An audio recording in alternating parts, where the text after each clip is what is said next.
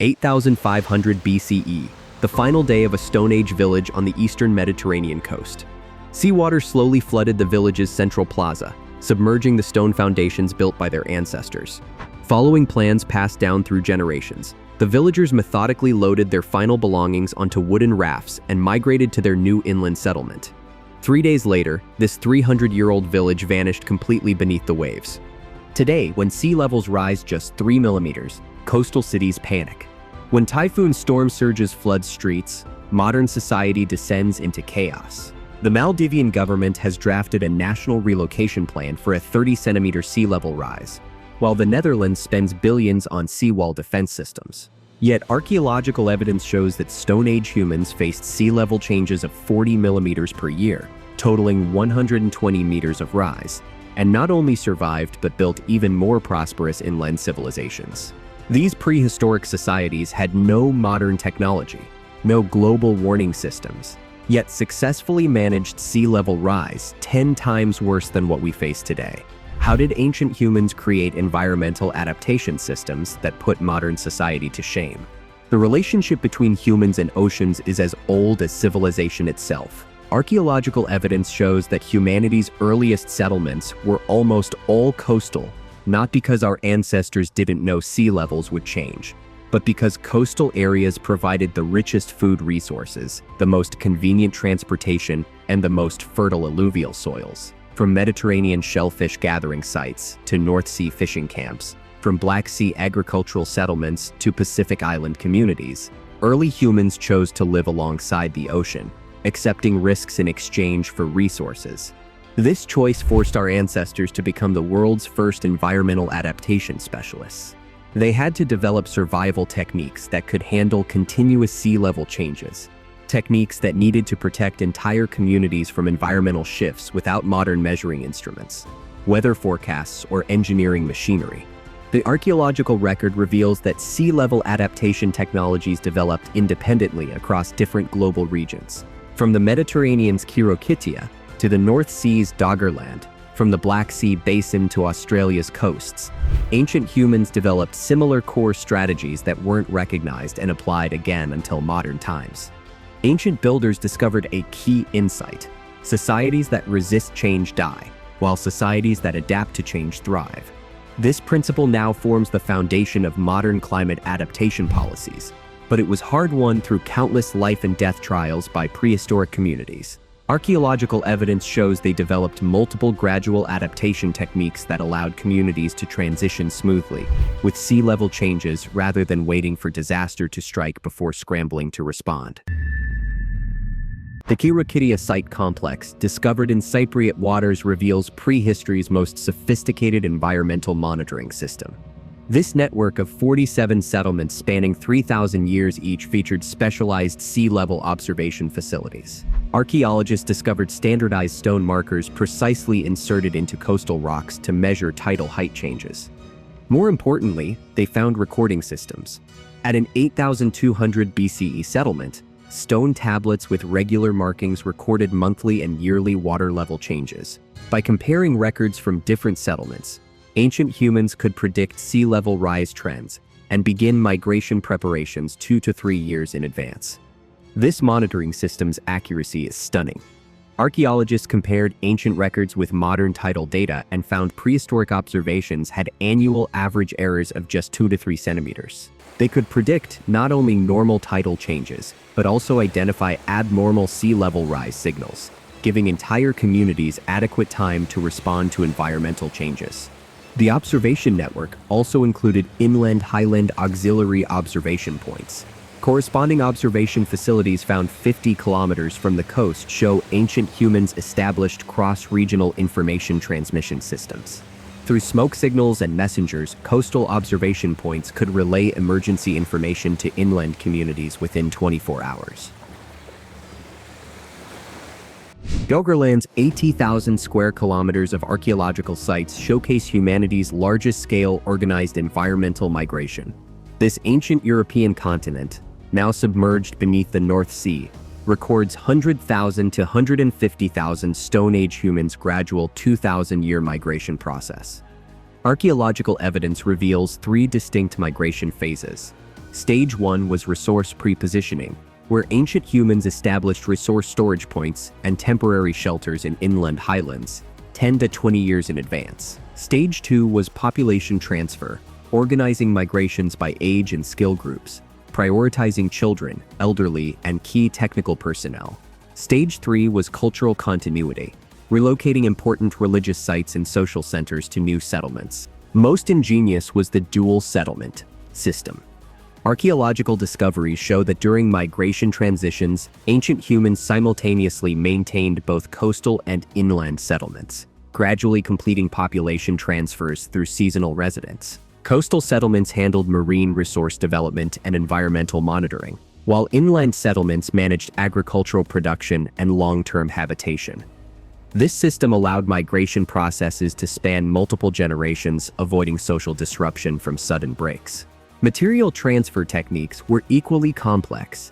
Archaeologists found standardized portable toolkits, including disassemblable house components, modular tool combinations, and compressed food packaging. The heaviest items like large stone mills and storage containers used relay transfer methods, establishing temporary storage points along migration routes for sectional transport to destinations.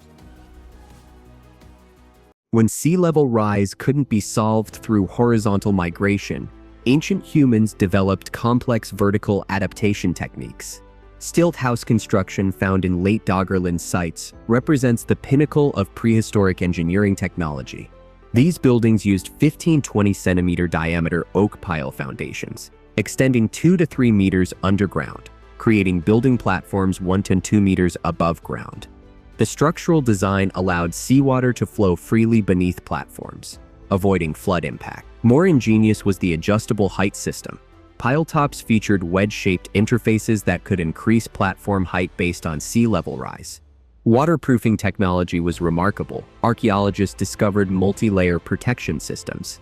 The bottom layer used waterproof coatings made from tree resins and animal fats.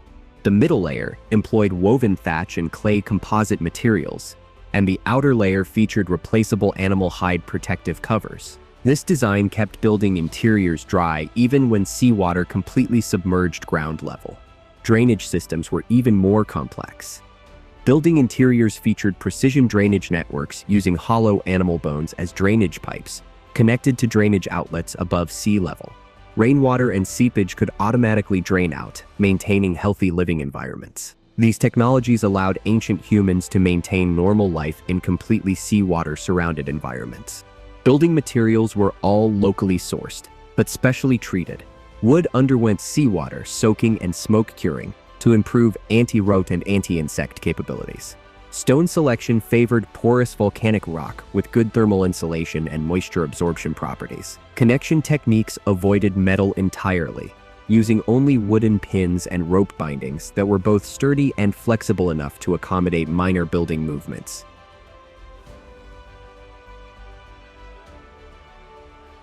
Black Sea flood sites reveal prehistoric societies' organizational capabilities for responding to sudden environmental changes. The catastrophic sea level rise of 5,600 BCE caused massive losses, but survivor reconstruction processes demonstrated highly developed social coordination mechanisms. Emergency response systems operated on layered command principles. Archaeological evidence shows villages organized by skill groups, environmental observation groups monitored sea level changes, material management groups handled food and tool distribution, migration organization groups coordinated personnel transfers, and cultural preservation groups protected important knowledge and items. Each group had clear leaders and emergency plans. Decision-making mechanisms used elder council systems. Ring-shaped stone seats discovered in Black Sea sites' central plazas were dedicated spaces for community decisions. Major decisions required unanimous elder consent, ensuring decision accuracy and enforcement. Archaeologists also found voting stones and symbolic systems for recording decisions. Resource allocation followed survival priority principles. During emergencies, food was allocated first to children and pregnant women, tools to key technical personnel, and shelter to elderly and sick individuals. This allocation system was enforced through strict social norms, with violators facing community exclusion. Most importantly was the knowledge preservation protection mechanism. During disasters, communities prioritized protecting personnel with critical technical knowledge and important cultural items. Archaeological discoveries show that even during the most urgent evacuations, ancient humans still carried tool-making molds, seed samples, and stone tablets recording vital information. Modern climate science confirms that current sea level rise rates are accelerating. The Greenland ice sheet loses 280 billion tons annually. The Antarctic ice sheet loses 150 billion tons annually, and global sea levels rise 3.3 millimeters per year. The IPCC predicts sea levels could rise 0.52 meters by century's end, affecting 30 million coastal residents worldwide. Prehistoric sea level adaptation techniques are being readopted by modern society. The Netherlands' Floating Community Project borrows from Doggerland stilt house designs, constructing homes that automatically adjust height with sea level rise. Denmark's Coastal Protection Plan adopts prehistoric phased retreat strategies, creating staged land use adjustment programs. Japan's tsunami warning system integrates indigenous oral tradition recording methods, establishing community-based disaster memory preservation networks. Australia's Climate Refugee Resettlement Plan references prehistoric social resource allocation models, prioritizing vulnerable groups and key personnel protection. The most important insight involves social resilience building.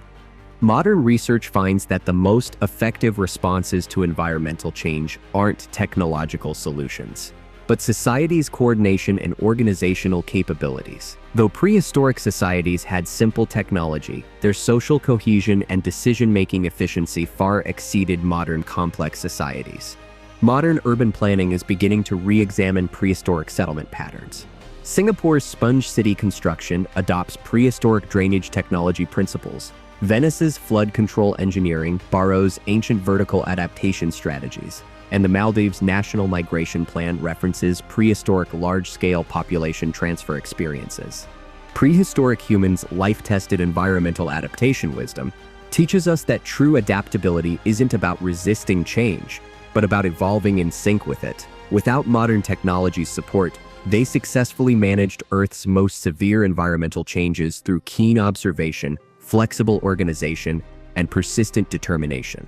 In today's era of accelerating climate change, these 10,000-year-old experiences remain our most precious treasure. Follow me to discover more forgotten wisdom truths from history.